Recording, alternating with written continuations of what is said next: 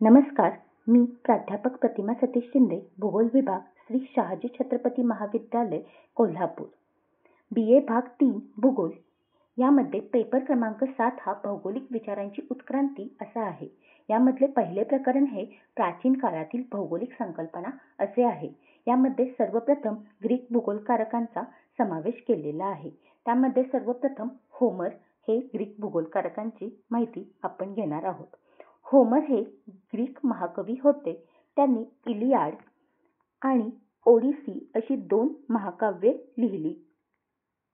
या महाकाव्यांमध्ये त्यांनी भूगोलाचे वर्णन केलेले आहे. म्हणजे ही महाकाव्ये लिहित असताना त्यांनी पर्वत, पठारे, दऱ्या यांच्याविषयी माहिती लिहिली, ज्यातून आपल्याला प्राकृतिक भूगोलाची माहिती प्राप्त होते.